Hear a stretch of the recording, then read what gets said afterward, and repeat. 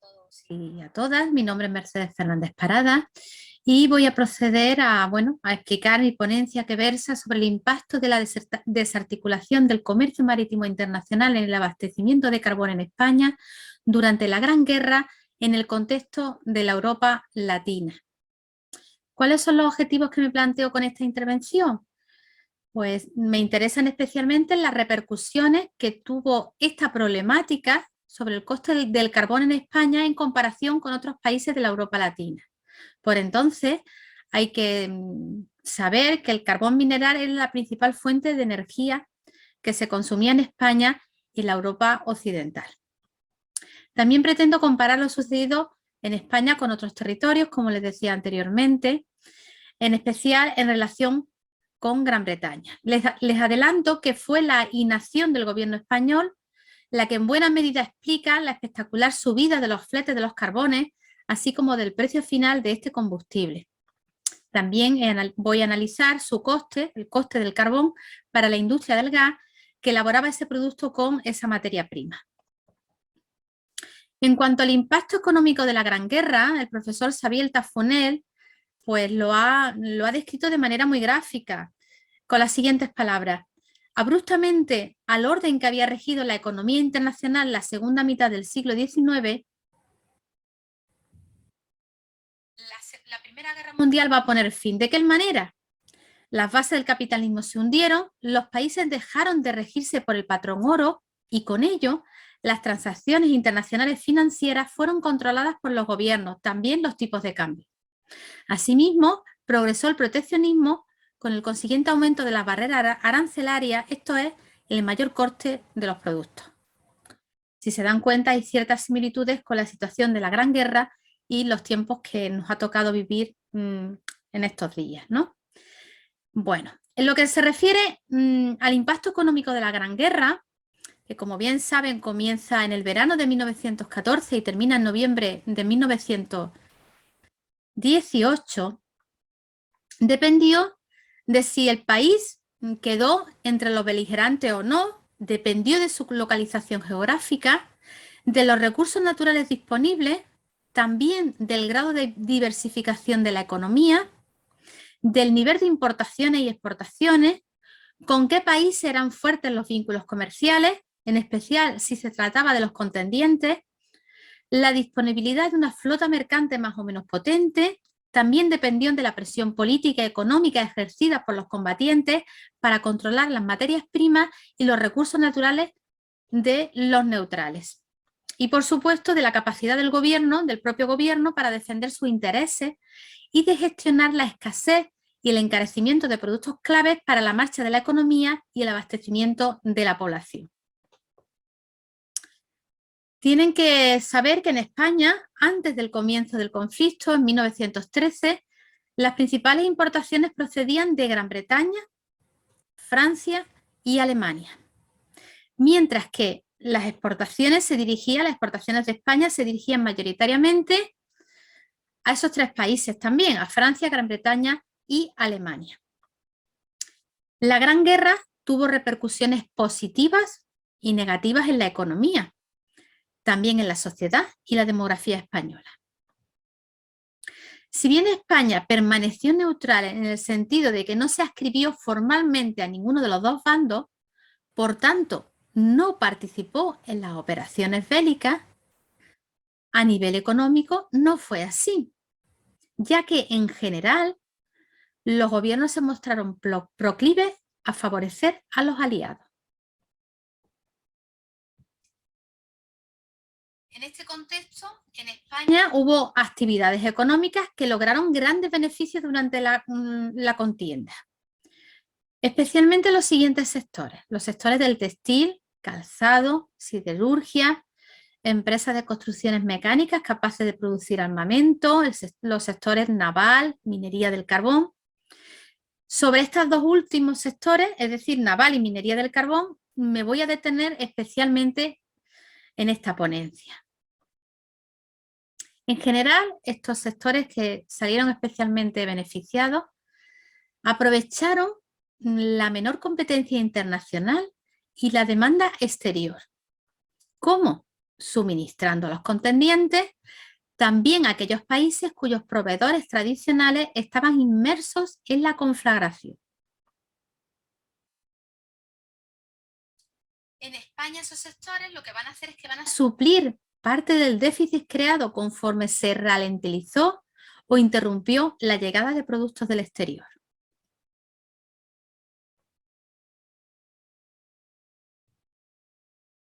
Como sucedió con los carbones, ese sería uno de los casos más emblemáticos. Por entonces, lo recuerdo, se trataba de la principal fuente de energía, ¿no?, cuya escasez a su vez provocó dificultades en otras actividades. Por ejemplo, en la industria del gas, cuyos efectos se notaron bastante después de finalizado el conflicto.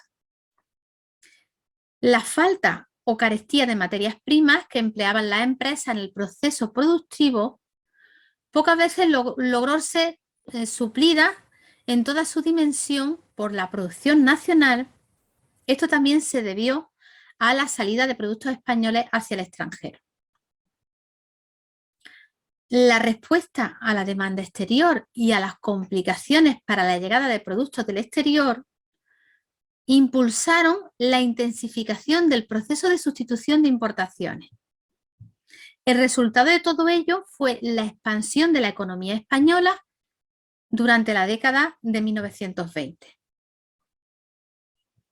Esto posibilitó la acumulación de capital que permitió la españolización de buena parte de los activos extranjeros que operaban en nuestro país. También hay que reseñar que hubo un impacto social muy importante como consecuencia de la Gran Guerra. Si bien la economía creó empleo, la guerra ocasionó falta de alimentos y de productos básicos que provocó hiperinflación, con las consiguientes exigencias de la población al gobierno para que asegurase el abastecimiento y controlase los precios. Ambos factores hicieron que aumentase la conflictividad social.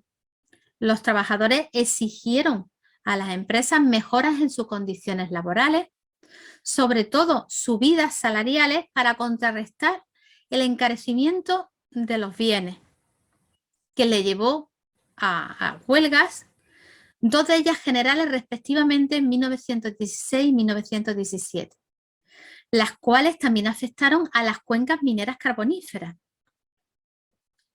También hay que vincular la Gran Guerra con un fuerte impacto demográfico que en el caso español no se debió a las operaciones bélicas, ya que el país permaneció neutral, sino a la pandemia de gripe, la denominada gripe española, que tuvo lugar entre 1918 y 1920, la cual tuvo consecuencias devastadoras para nuestro país en concreto. Se estima que en España fallecieron más de 250.000 españoles como consecuencia de esa pandemia.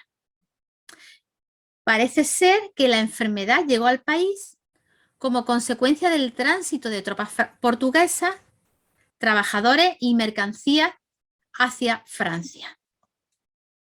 Por tanto, sería consecuencia de la propia Gran Guerra. En lo que se refiere a las consecuencias económicas, una de las de mayor entidad fue la distorsión del transporte marítimo a nivel internacional. Al respecto hay que señalar que se estima que al iniciarse la conflagración, más del 80% del tráfico mundial se hacía por ese medio.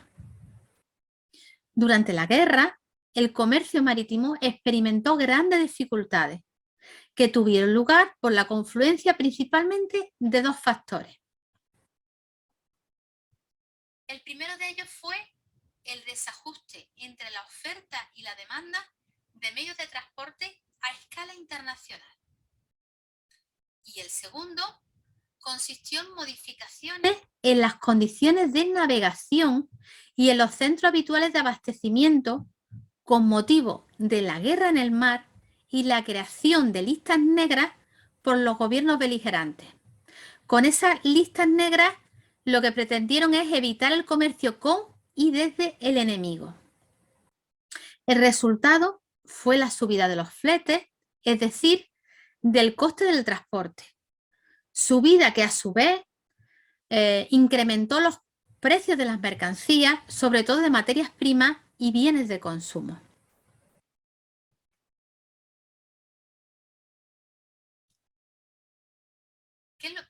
¿Cómo reaccionó el gobierno español ante esta problemática, ¿no?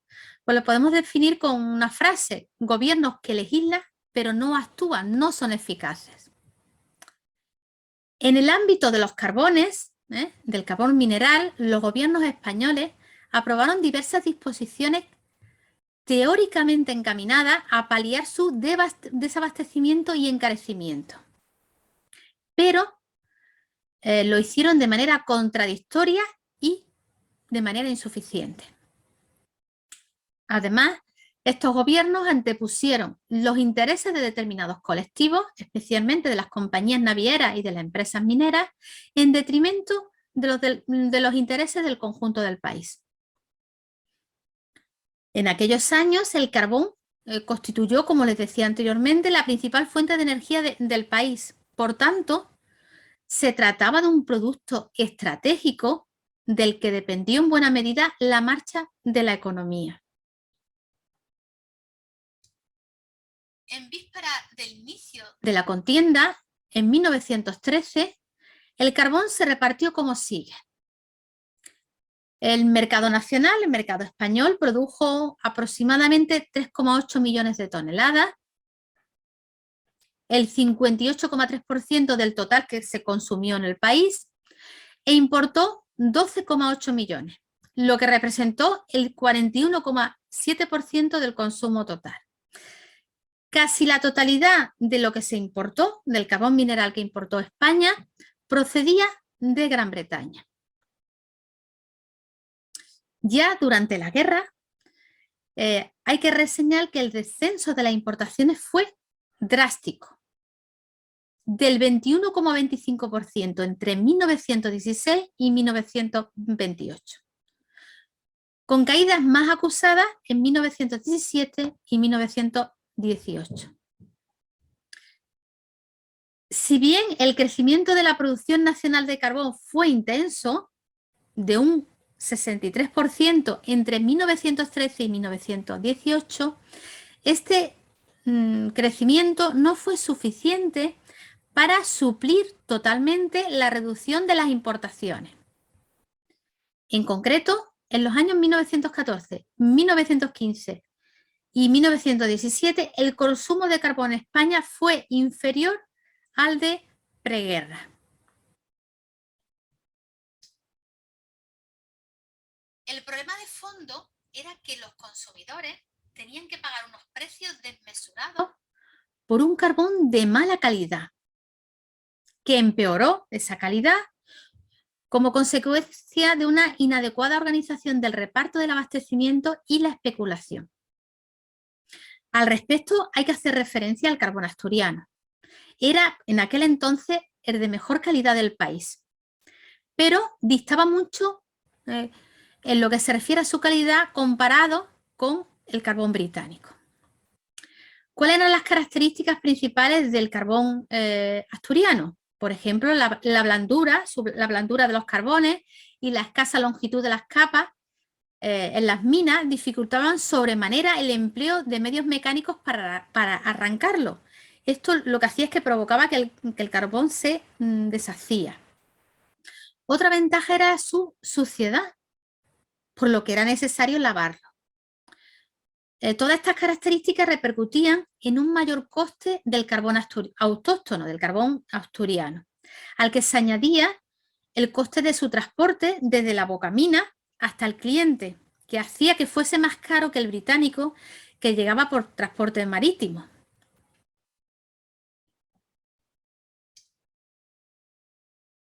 La propia conflagración ocasionó un incremento espectacular del consumo de carbones, lo que disparó su precio, al que también contribuyeron las complicaciones de las cuencas mineras de los países enfrentados para conseguir con los niveles de extracción de preguerra. Esa situación empeoró progresivamente conforme se fueron cerrando las vías de importación. especialmente desde noviembre de 1914, cuando el gobierno británico prohibió la exportación de carbón a los países neutrales, que era la situación de España, con la salvedad de que lo autorizase. A esto hay que sumar que el bloqueo germano a la Marina Mercante británica obstaculizó mucho las exportaciones desde ese país, desde Gran Bretaña, hasta que Estados Unidos entró en el conflicto en abril de 1917. El resultado fue la subida de los fletes, al que también contribuyeron la reducción del tonelaje disponible por hundimiento y requisa de barcos. Muchos de los barcos fueron destinados a uso militar. Esas pérdidas para el comercio internacional no fueron compensadas lo suficiente con la construcción de nuevos barcos. También influyeron, y aquí hay ciertos paralelismos con la situación actual, la congestión de los grandes puertos que retrasó las labores de carga y descarga. También contribuyó a ello la falta de trabajadores, el crecimiento de los riesgos de guerra que hizo subir los seguros marítimos y el aumento del precio de los carbones y de los salarios de los empleados en los buques. Y hay una serie de datos que ponen manifiesto el colapso que se produce, ¿no? La falta de carbón a nivel internacional como consecuencia de la propia conflagración. Y al respecto hay que señalar que en 1913 la producción de carbón británica sumó 287 millones de toneladas, en 1915 fueron 253 y en 1918 227, en un contexto en el que crece la producción de carbón británico y aumenta la demanda de carbón a nivel mundial y por supuesto también en ese país. En lo que se refiere a las actuaciones o a la respuesta del gobierno británico a esa problemática, cabe señalar a modo de ejemplo que el 22 de marzo de 1916 el gobierno británico va a dictar una orden dirigida a las compañías marítimas de transporte de los países neutrales, es decir, afectaba a España, según la cual para poder transportar mercancías tenían que cumplir las siguientes obligaciones. La primera de ellas consistía en la necesidad de informarles de los nombres de todos los buques que poseía o tuviese a su disposición esos países neutrales. Y en segundo lugar, la prohibición de trabajar con ningún puerto o país del enemigo. El gobierno británico, para asegurarse de su cumplimiento, el cumplimiento de esa prohibición, decidió que todos los barcos que fuesen o retornasen del norte de Europa deberían arribar en el Reino Unido para que se revisasen sus documentos y los que se dirigiesen al mar Mediterráneo o procediesen del mismo debían arribar en Gibraltar. Las relaciones entre el gobierno español y el gobierno británico pues no estuvieron exentas de altibajos y lo voy a poner de manifiesto con algunas informaciones, ¿no? Por ejemplo, en la primavera de 1916 los británicos propusieron al gobierno español el envío de 100.000 toneladas mensuales de carbón frente a las 200.000 que el gobierno español consideraba necesarias para el abastecimiento nacional, es decir, prácticamente la mitad de lo que quería el gobierno español. Se va a producir un acuerdo entre ambos gobiernos, en concreto en abril de 1917. ¿Cuándo se produce ese acuerdo? Tras el inicio de las restricciones del Ejecutivo de España al embarque de hierro desde los puertos del norte hacia Gran Bretaña, en uno de los momentos más críticos para los aliados. Ese acuerdo, que finalmente se va a producir, consistió en la exportación mensual de 150.000 toneladas de hulla británica o carbón británico a cambio de recibir en Gran Bretaña 200.000 toneladas de acero español. Ese fue el acuerdo que van a firmar ambos gobiernos. También en ese acuerdo se va a fijar un coste máximo para los fletes a razón de 45 chelines por tonelada entre ambos países. Ese acuerdo va a ser ratificado a finales de ese año. Sin embargo, ese acuerdo no va a ser cumplido ni en cuanto al coste de los fletes, tampoco respecto del carbón recibido desde Gran Bretaña.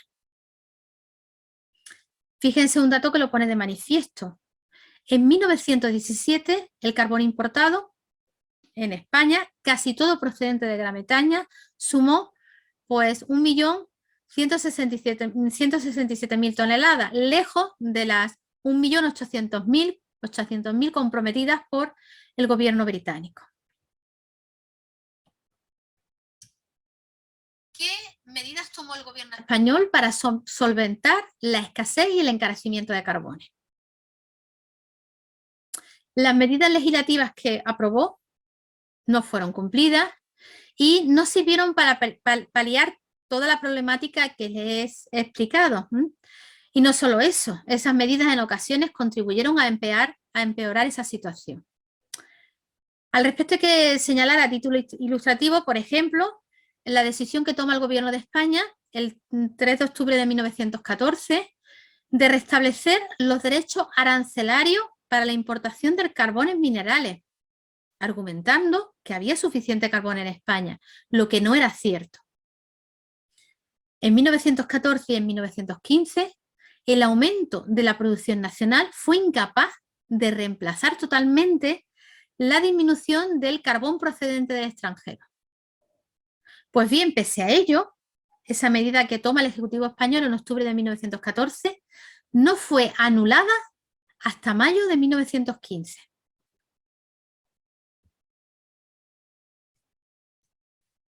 El siguiente hito legislativo a destacar por parte del gobierno español fue la aprobación de la denominada Ley de Subsistencia del 18 de febrero de 1915, con la que pareció que el gobierno estaba dispuesto a aplicar medidas de mayor entidad.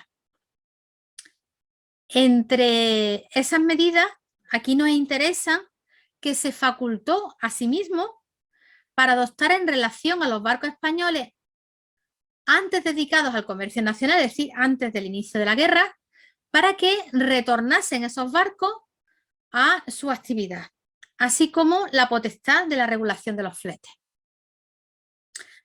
Por tanto, la ley de subsistencia dejó cierto margen de maniobra al Ejecutivo español, pero lo cierto es que este nada hizo al respecto. Aprobó la ley, pero no la implementó en ese sentido. Por ejemplo, no va a plantear a las compañías de navegación la regularización de los fletes, ¿no?, con unos costes, digamos, razonables.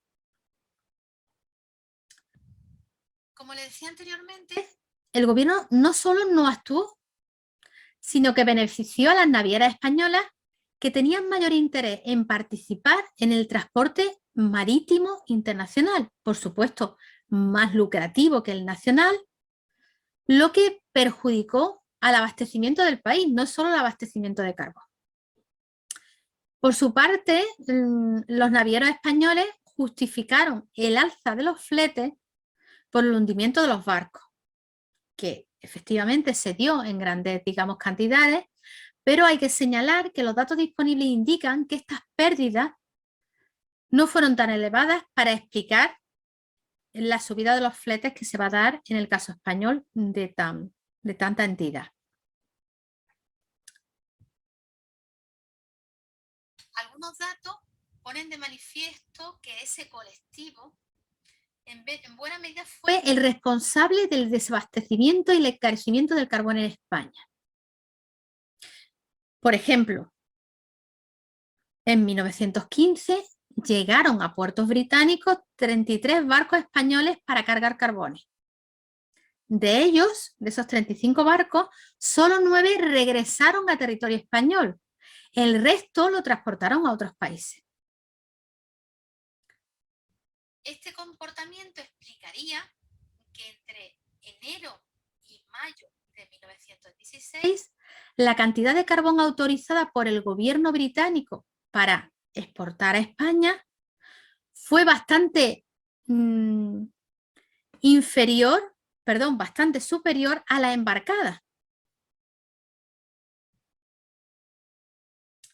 no solo eso, sino que si comparamos determinados datos de España respecto de Gran Bretaña, pues nuestro país sale especialmente mal parado, ¿no? Algunos datos ponen de manifiesto la mayor eficacia del gobierno británico en la gestión del problema del carbón en comparación con el gobierno español. El coste del carbón británico consumido en Gran Bretaña subió de media el 82% entre 1914 y 1918.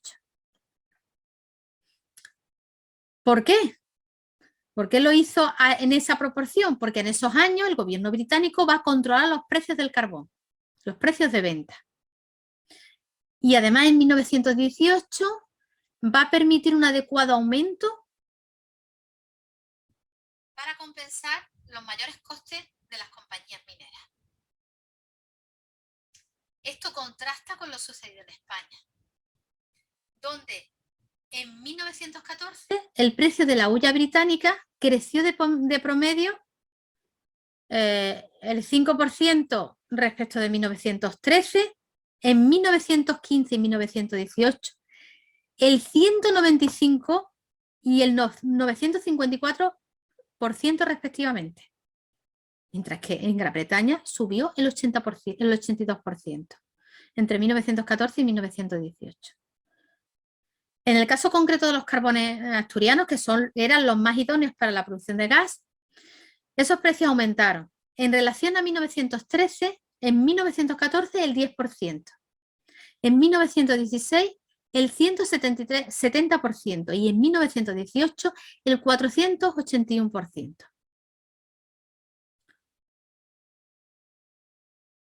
En cuanto al coste de los fletes de la hulla británica o del carbón británico procedente de los puertos carboníferos de Cardiff o de Newport, entre 1914 y 1918, la recibida en el puerto de Barcelona, por aquel entonces era el principal núcleo consumidor del gas del país, subió un 2.641%.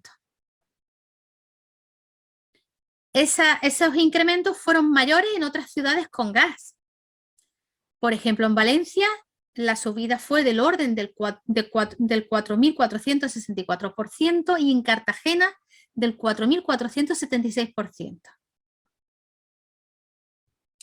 En relación a estas informaciones hay que reseñar que disponemos adicionalmente del precio de los carbones para algunas compañías de gas que ponen de manifiesto que esos incrementos también les afectaron. Recuerden que las empresas de gas por aquel entonces elaboraban el gas con carbón y que este suponía una parte muy importante de sus costes totales. Antes de la guerra, por ejemplo, a la fábrica de gas de A Coruña, la empresa que se encargaba del suministro de ese producto, le costaba el carbón entre 23 y 30 pesetas la tonelada. En 1917 había subido esa cifra hasta 140 pesetas la tonelada de carbón. Es decir, había subido un 428,3%.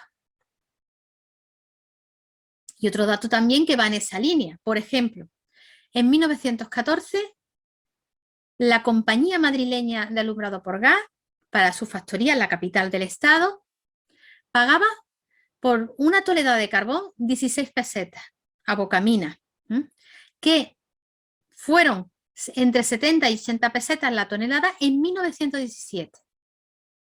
Ya en el primer trimestre de 1918, la mayor parte de la hulla que adquirió lo hizo a 90 pesetas la tonelada.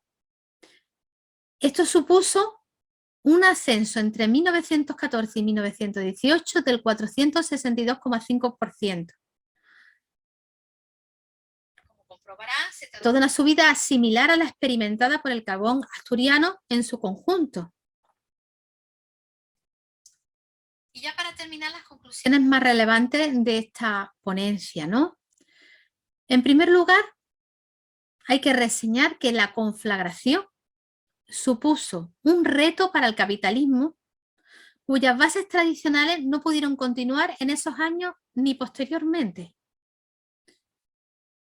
También hay que reseñar que fue una época en la que hubo gobiernos como el británico que intervinieron en la economía para regular el precio y el abastecimiento de los productos de primera necesidad, entre ellos el carbón. También hubo gobiernos, fue el caso del gobierno español, que si bien legislaron para solucionar estos problemas, no llevaron a la práctica las medidas aprobadas. Y no solo eso, incluso beneficiaron a determinados sectores, como las compañías navieras en las sociedades mineras, en detrimento del interés general del país.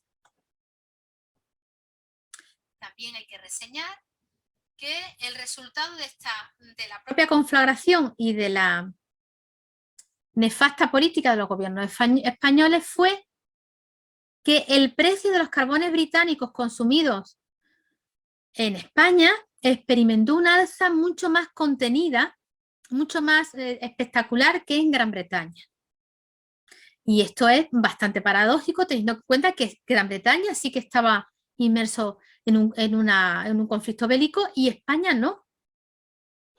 También, en el caso español, el coste de los fletes se disparó desmesuradamente, lo que por supuesto a su vez impulsó la subida del precio del carbón.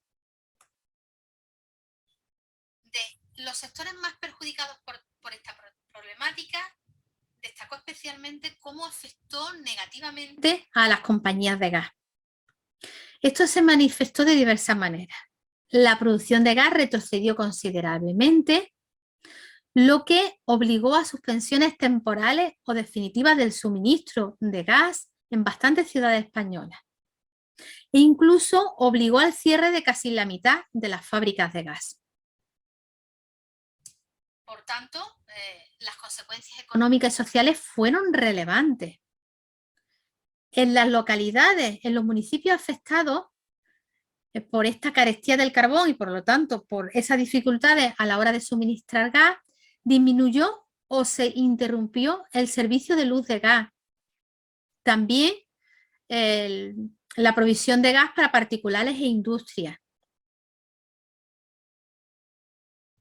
Mientras que los grandes favorecidos fueron los especuladores, en especial las sociedades mineras y las navieras españolas, que obtuvieron pingües beneficios durante la Gran Guerra. Muchas gracias por su atención.